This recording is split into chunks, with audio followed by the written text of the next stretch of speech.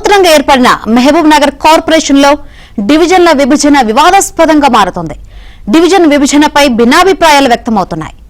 అధికారులు ఇష్టానుసారంగా అధికార పార్టీకి ఓ సామాజిక వర్గానికి అనుకూలంగా డివిజన్లు విభజించారని ప్రతిపక్ష బీఆర్ఎస్, బీజేపీ మండిపడుతున్నాయి. డివిజన్ల పంచాయతీపై ఏబిఎన్ స్పాట్లైట్.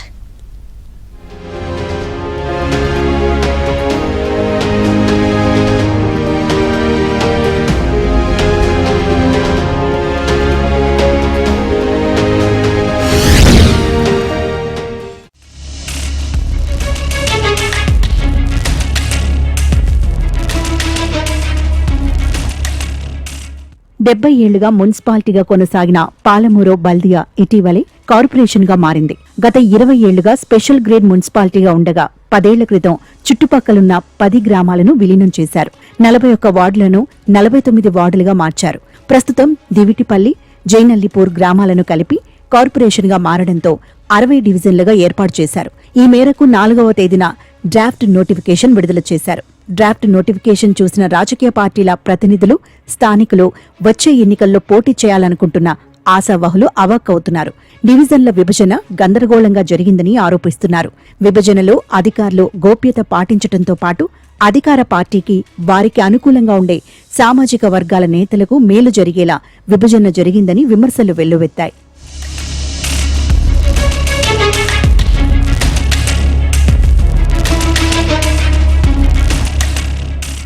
డివిజన్ల విభజన శాస్త్రీయంగా జరగాల్సి ఉంటుంది. ఒకసారి డివిజన్ జరిగిన తర్వాత మళ్లీ మార్చటం అనేది సాధ్యం కాదు. పాలన సౌలభ్యంగా ఉండాలి. ఓ కార్పొరేటర్ తన పరిధిలోని డివిజన్ అభివృద్ధికి పాటుపడాలంటే డివిజన్ విభజన కీలకంగా ఉంటుంది. ఎక్కడ పడితే అక్కడ అతుకుల బొంతగా డివిజన్ ఉంటే అభివృద్ధి సాధ్యం కాదని, ప్రజల సమస్యల పరిష్కారం కూడా ఇబ్బందిగా ఉంటుందని స్థానికులు, ఆశావాహులు పేర్కొంటున్నారు. రైల్వే ట్రాక్కు ఇరువైపులా ఒకే వార్డు ఉండేలా చేస్తే ఎలా అని ప్రశ్నిస్తున్నారు. చాలా డివిజన్లలో గందరగోళ పరిస్థితులు నెలకొన్నాయి. ఇప్పటికే అనేక ఫిర్యాదులు వెల్లువెత్తుతున్నాయి.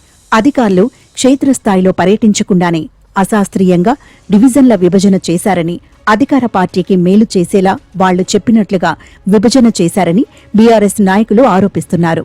మహబూబ్నగర్ మున్సిపాలిటీ 49 వార్డులున్నది. 60 వార్డులుగా డివిజన్లుగా కార్పొరేషన్ దిశగా మహబూబ్నగర్ ఏర్పాటు జరిగింది. అది శాస్త్రీయంగాని పారదర్శకంగాని జరగలేదని చెప్పేసి మేము తెలియజేస్తున్నాం. ప్రాంతీయ రోడ్లు కానీ తర్వాత జాతీయ రోడ్లు కానీ అనుసంధానం చేస్తూ పారదర్శకంగా జరగలేదు.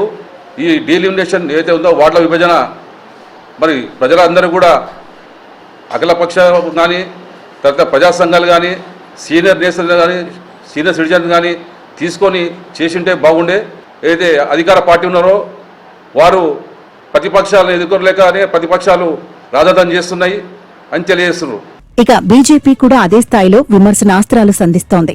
ఎన్నికల్లో పోటీ చేయాలనుకునే ఓ వర్గానికి చెందిన నాయకులు తమ వర్గం ఓటర్ల ఇళ్లు, వారుండే వీధులు ఒకే లైన్లో ఉండేలా లేకుంటే ఆ వర్గం ఓటర్లు ఎక్కడెక్కడ ఉంటారో ఆ వీధులన్నీ కలుపుతూ డివిజన్ ఏర్పాటు చేసేలా పథకం రచించారని ఆరోపిస్తున్నారు. గతంలో వార్డుల విభజన జరిగిన సందర్భంలో అధికారులు, స్థానిక ప్రజాప్రతినిధులు, సీనియర్ సిటిజన్లు, మున్సిపల్ వార్డు సభ్యులతో సంప్రదించి ఇబ్బందులు లేకుండా చేశారని, కానీ ఇప్పుడు అధికారులు మ్యాప్లు ముందు పెట్టుకుని ఆఫీసులో కంప్యూటర్ల ముందు కూర్చొని ఇష్టానుసారంగా విభజన చేశారని బీజేపీ నేతలు ఆరోపిస్తున్నారు. కార్పొరేషన్లో దాదాపు 60 వార్డులు విభజిస్తూ నోటిఫికేషన్ ఇవ్వడం జరిగింది 4వ తారీఖు రోజు.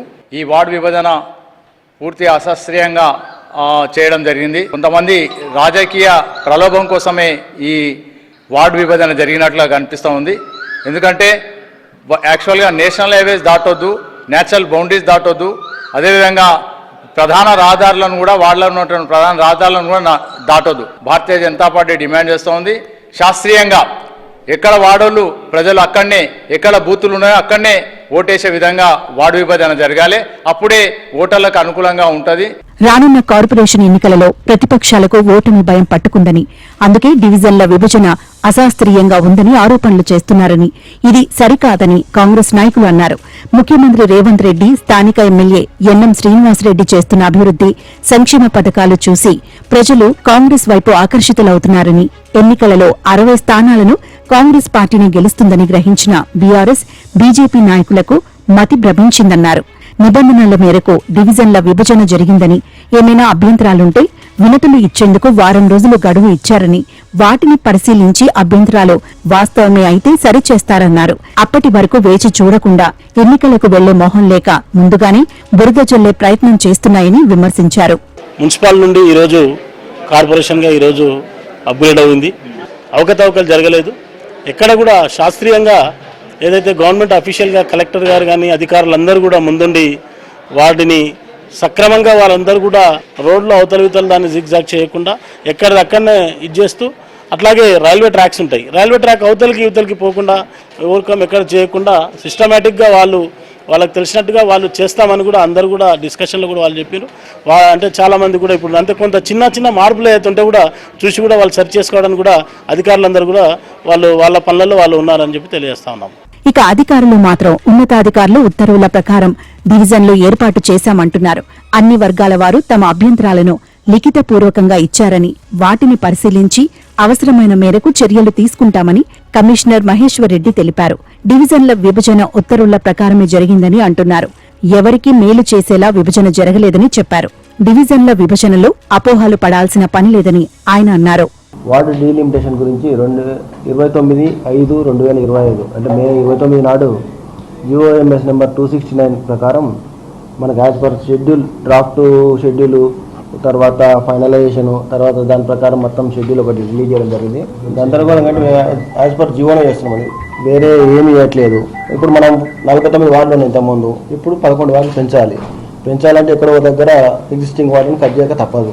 యాక్చువల్ నేషనల్ హైవేలను బౌండరీగా తీసుకోవాలి, తర్వాత పెద్ద నాళాలను బౌండరీగా, అది న్యాచురల్ బౌండరీస్గా కన్సిడర్ చేయాలి.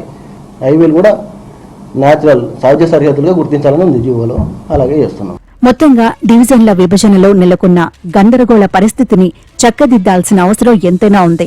లేకుంటే సమస్య మరింత జటిలంగా మారే అవకాశం ఉంది.